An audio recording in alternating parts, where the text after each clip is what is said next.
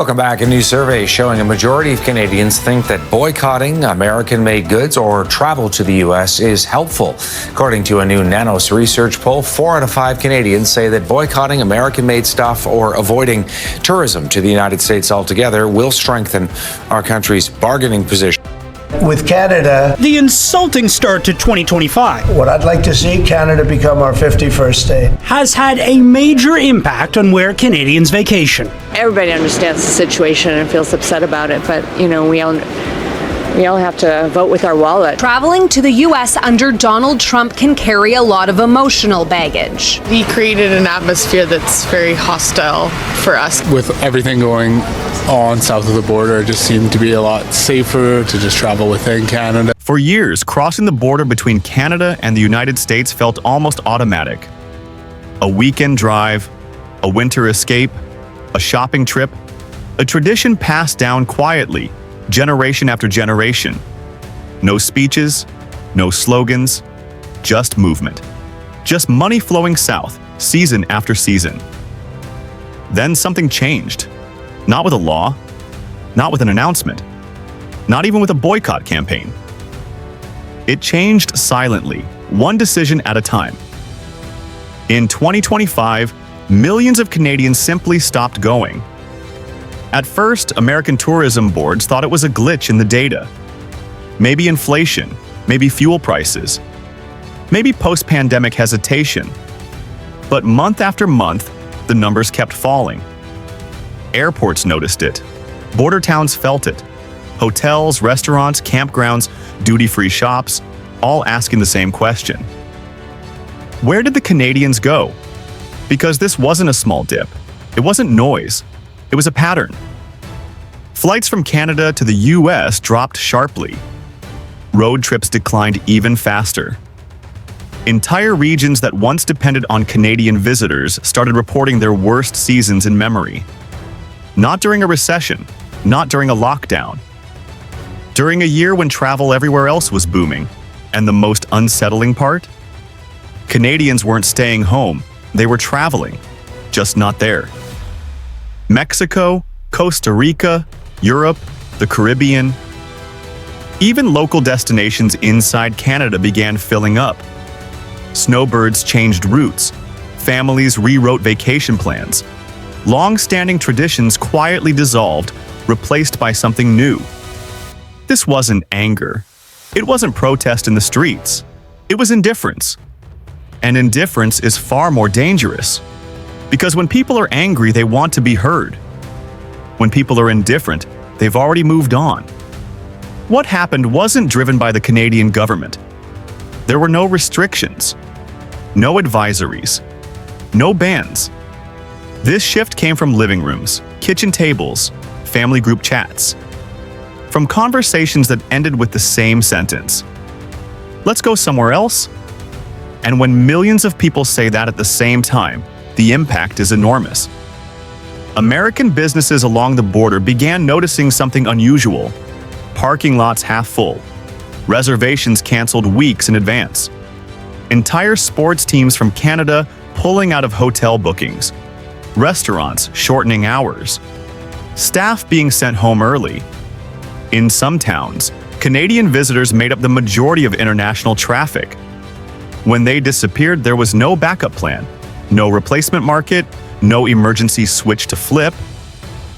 Tourism doesn't recover like manufacturing. You can't just restart a vacation habit once it's broken. People discover new places, new favorites, new routines, and once those roots form, they don't move easily. What made this moment different wasn't economics. It was psychology. Canadians didn't stop traveling because it became expensive. They stopped because something felt off. The tone changed. The language changed. The relationship felt unfamiliar.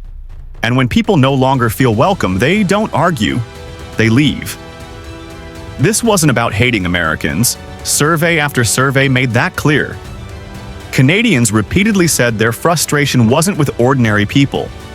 It was with the direction, the rhetoric, the unpredictability, the feeling that respect had been replaced by provocation.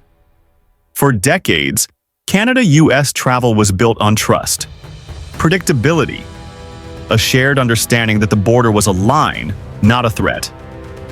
That assumption cracked. And once trust cracks, money follows. The financial impact didn't arrive all at once.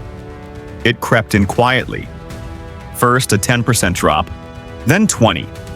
Then entire regions reporting declines that couldn't be explained away. Campgrounds that once sold out months in advance sat nearly empty. Hotels that relied on Canadian summers struggled to fill rooms even on peak weekends. Some business owners compared it to the pandemic and then corrected themselves. This is worse, they said, because we don't know when it ends. The most revealing moment came when American officials themselves began sounding alarms. Reports were written, committees formed, delegations traveled north not to negotiate trade deals, but to ask a simple question: what happened? And the answer was uncomfortable. Nothing happened all at once. Everything happened gradually. Canadians didn't wake up one day and decide to punish the United States. They adjusted. They adapted. They exercised choice. And in doing so, they demonstrated something rarely acknowledged in global politics. Consumer behavior is power. No sanctions. No tariffs. No speeches required, just decisions. As the year went on, American tourism campaigns grew louder. Discounts appeared. Welcome messages multiplied. Entire states launched outreach efforts designed specifically for Canadians. Billboards, ads, special offers, all saying the same thing: we miss you. But missing someone isn't the same as understanding why they left. Price wasn't the problem. Canadians were willing to lose deposits, willing to pay more elsewhere, willing to start over with new destinations, because once a place becomes emotionally complicated, no discount fixes that. Meanwhile, inside Canada, something else was happening. Domestic tourism surged. Provinces invested more. Canadians rediscovered their own country and realized they didn't need to cross the border to escape winter, relax, or spend freely. The shift created winners and losers. Canadian destinations benefited. International alternatives gained loyal visitors. And American border communities were left adjusting to a reality they hadn't planned for. What makes this moment historic isn't the money already lost. It's the habits being formed right now. Children who would have grown up vacationing in the United States are building memories elsewhere. Retirees who once wintered in the same American towns every year are establishing new routines. Families are discovering that tradition is flexible, and once it bends, it doesn't always snap back.